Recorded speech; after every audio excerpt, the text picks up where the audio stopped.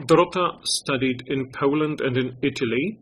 For 10 years, she cooperated with an artist and designer, famous world-class designer, Alessandro Mettini. And she worked also in Atelier Mendini. She has designed interiors for prime names in design: Alesi, Swatch, Hermes, Swarovski, Fiat, Reds, Dupont, Tubongin, Chrono, Almi Decor, Tatum, Christian Dior, and many, many others. Dorota, we got to know each other on a great Mendini exhibition in Wrocław. You remember, don't you? You said you can't work remotely with Polish businesses because they claim that it can't be done. You told me then, and that was years before the pandemic, that Italians have long managed to work remotely, and some things you don't need to do by meeting, you do without meeting. Well, it depends on what company I work with. I've worked with many Polish companies for a long time, and I've told you before, really since 2005, when we entered the European Union, I've always had that understanding that going on a scholarship to Italy, I've got to speak of Polish design when I'm abroad, because at the time I was one of those cases capable of telling what was happening. And we worked on those methods that had been worked out in countries that were more developed at the time, Italy, Germany, and transposed them to our Polish market. Some Polish companies developed at that time that were at the phase of development. The ones that were quite shy about investing in the local design were something very special. And I think that entering the EU helped to speed up that process. Mostly it's about the grants, how many Polish companies got those grants. In 2001, I organized that Polish design exhibition, and this is how I call all those exhibitions that I curate one of the great designers of the means of transport, and also a teacher in the school in Turin and a design theoretician, said it is a very good way for me to call all the exhibitions that I've organized. People didn't know us for our design. Many journalists asked me, and that's a method that I invented to teach people that we have that Polish design, and that in the last 15, 16 years, it's been clearly seen in the map of the world. We have now many patterns and designs that have been approved, and we were just behind the Iron Curtain, so the heart is really jumping that we are now watched by foreigners with plenty of interest. Now they see us as a serious partner. What's happened in the last 16 years from the first exhibition I organized in my studio, inviting companies and designers. Designers knew what it means. Milan, the capital of world design, it meant the largest fairs, but also 800 exhibitions in the city, the whole world coming together to discuss that. Well, later there were different editions of those events. Polish regions invited us, Ministry of Culture, Ministry of Foreign Affairs, to conduct this analysis at the level of a country, on the level of our designs. So that was for businesses, for designers. There were more and more of those. We have also mentioned Polish universities, how exceptional they are, even though I also studied abroad and I sometimes also lecture abroad. Well, I've always believed that we have very good universities, and the last exhibition that I presented was the design exhibition of different Polish universities, 400 square meters, and it attracted crowds. All the world was surprised that we approach this question so broadly and that it's at such a level. We also had plenty of other proposals. Fantastic proposal for our young adepts and for designers. Well, you work normally now both in Poland and in Italy, don't you? Well, for many years I've worked in Poland and in Italy, and actually I've organized plenty of those events in Poland, Italy, and in other countries, and I work with many Polish companies. I've brought plenty of Polish companies to the fair in there. So you are an ambassador of Poland in the world. I've been the witness of introducing so many companies to those prestigious fairs in Milan. That hasn't been so easy. How did the pandemic force you to stay in Poland? It's another story I've got to tell. I treat that pandemic, of course, that's a major international problem, but primarily to me that was a gift.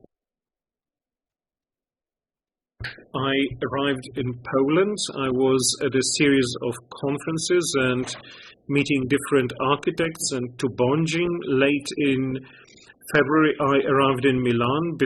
Prior to that, nobody knew about it. They believed it's only the problem of northern Italy. I went panicking like everyone. My studio and I started working remotely from day one. I had to return to Poland. I had a major client from France here midway through March.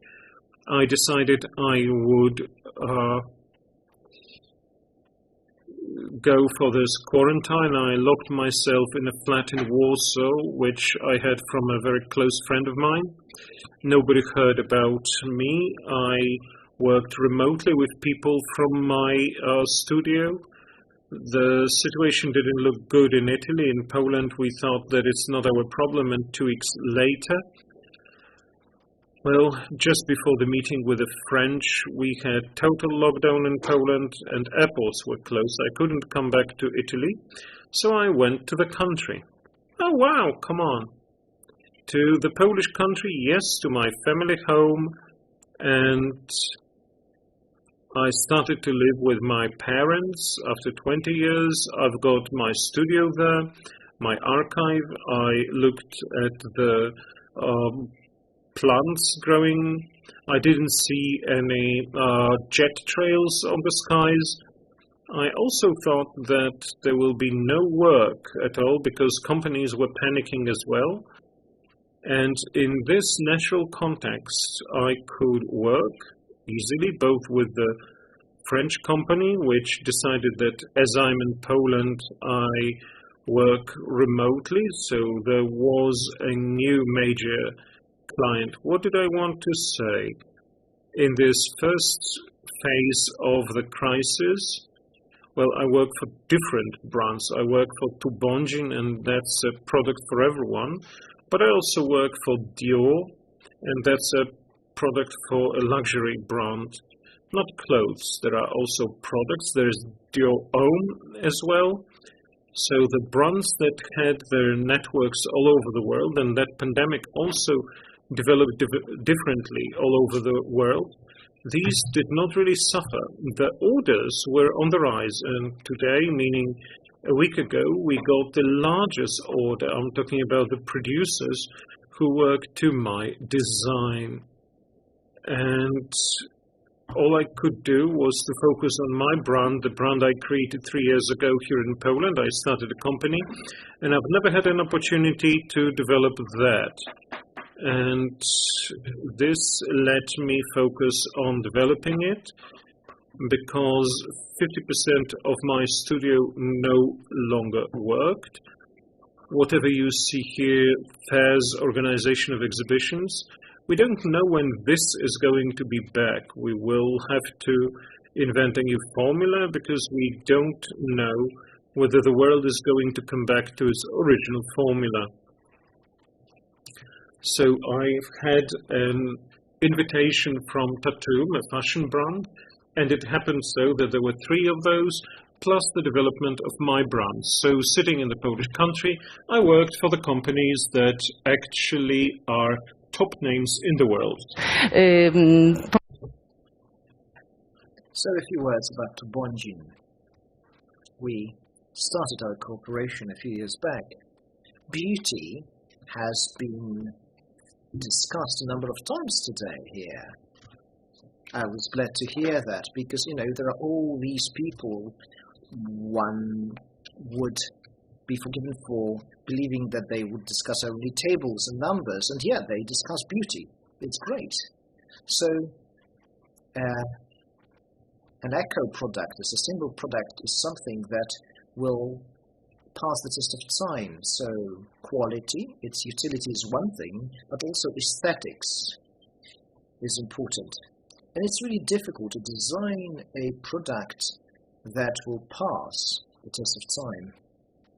We still own some cups and saucers in our cupboards, those cups and saucers that used to belong to our grandmothers. So I hope that our products will also pass the test of time. Yes, and there are those products that were designed by Bauhaus designers.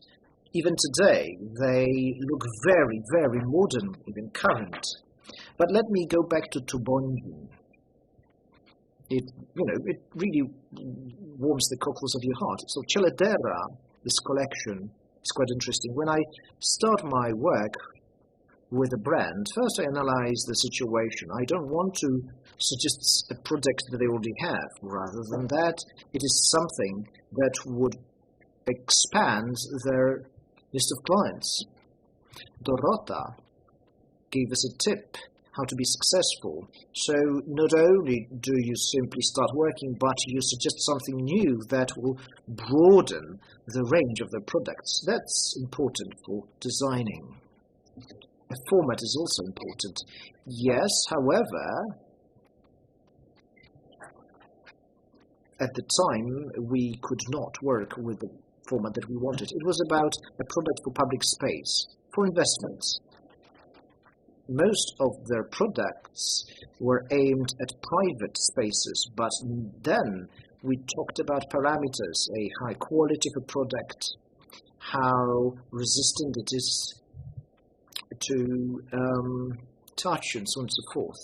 And things had to be colored en masse. So basically they needed to build another production facility. And yes, it took a long time. The owner, by the way, mentioned that I inspired him to open a new production facility, but thanks to that, they expanded onto new markets, and it helped me to survive the pandemic, and I saw the royalties that started coming in. So, in various spaces begin to change, especially private spaces, and various investments, also those of Dior in various corners of the world, continue to grow. And Tubondzin has been selling in a number of places, and I'm getting emails from a number of various locations: India, US, New Zealand. Dorota, could you please give us more colors? This is what people from India say. They love various colors. So Tubondzin has grown under the pandemic, and we've heard about it here. It's a source of great inspiration, I believe, this approach to be proactive, to suggest something that would be yours. What about promoting Polish design abroad? Let's return to that subject. Today, you can see on our stage an exceptional design, RM58, the armchair. Roman Modzelewski is the author. He has been with us for quite some or rather it's been with us for quite some time. But this is a timeless design, I believe. Why do you think this kind of design has been awarded so many times? You can see it in Victoria and Albert's Museum in London, rather than any modern designs. It's quite moving a story, to be honest. We can see this chair, and we could see Professor Mendini for a moment. Well, this photo Mr. Mondini, was the editor-in-chief of the oldest design and fashion magazine. And when he saw that chair, he decided to get it. He wanted to own it. And he became interested in it as a product, as a design critic. So back then, Poland was not open to the world. The borders were closed, and yet, professionally speaking, both when it comes to functionality and aesthetics, it is not something that would be inferior to what you saw back then abroad. I would even say it was ahead of time. Yes, it was innovative. Back then, it was innovative, and you can see how it is still a good product. It's timeless. There is this buzzword, parallel creativity, namely, similar projects can be ongoing completely independently in various corners of the world, and there is no infringement there because creators are not trying to be copycats, by no means. It's just that there is this creative spark that is traveling all over the world. So RM58 was created under communism, but back then certain trends were simply popular. It is something that I would like to discuss in private because I'm very much interested in that. And I've seen a number of such cases. Yes, there are various differences in how we develop our societies, and yet we grow and mature in similar ways globally.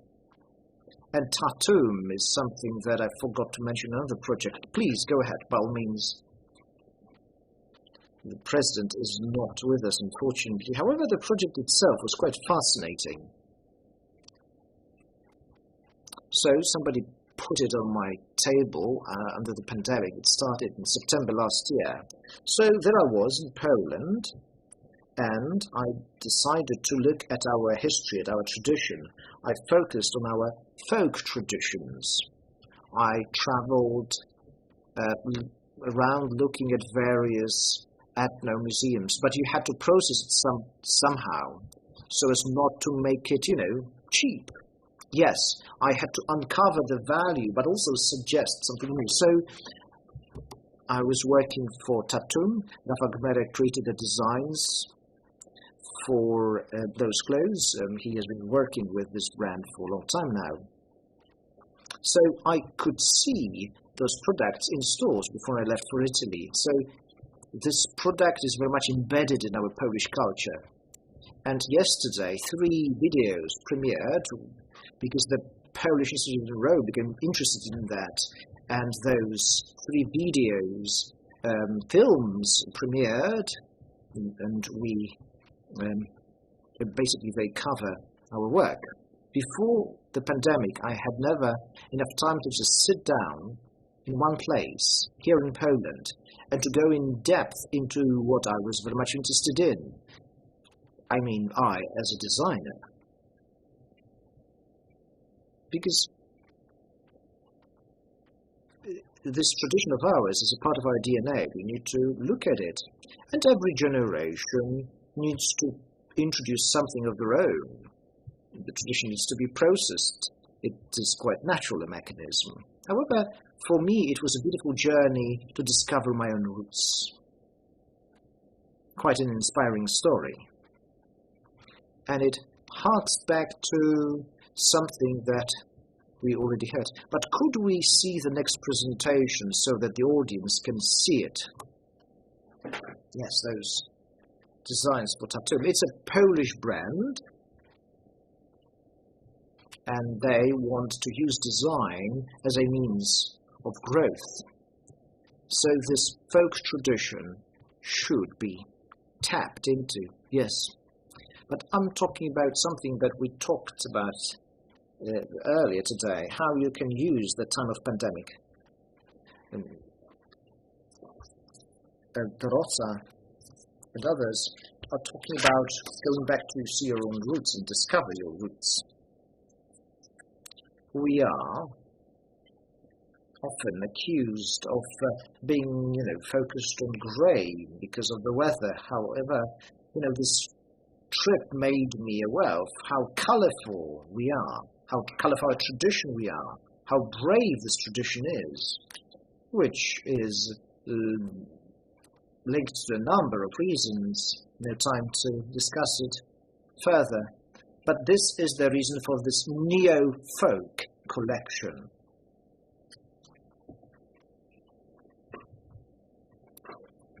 So there are those suits with designs out carried by myself. It's elegant on the one hand, but also it's very much dignified because of color. And those colors give us a link to our own tradition. But one more thing. Dorota, by the way, I'll quote Bauhaus here. She takes it very seriously, what Bauhaus said. Every artist needs to be a craftsman, every craftsman needs to be an artist. And you know how to use this old craft. You make sculptures out of wicker. Yes, that's a major thing in the context of my brand, because art is yet another thing, but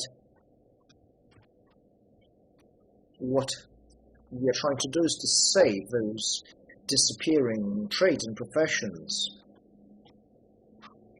Well, wicker is one thing, but there are those trends to preserve those disappearing trades, to preserve our tradition, natural textiles. The world has been focusing on the East recently, but we have our own tradition, and wicker is also something that we should pay closer attention to. So, our next edition could see us wearing clothes from a Polish designer brand, from a Polish textile brand, designed by Dorota. Yes, thank you very much. A very good idea. Thank you for having invited me to this meeting. Thank you to the office. And our designers can be quite successful and inspire our own companies, Polish companies, to be brave when approaching their business ventures. Thank you. And this event is important and interesting for me, the event organized by the Patent Office, because I personally have invited, or rather organized a number of events. I can see how it grows, things that we had to tackle, and how important those events are. Those events where people coming from various paths of life, they can meet and exchange their experience to make things work better, so that in the tables we are no longer compared only to, former the countries of the former Eastern Bloc, but also to other countries. Thank you very much. Just to sum up, Dorota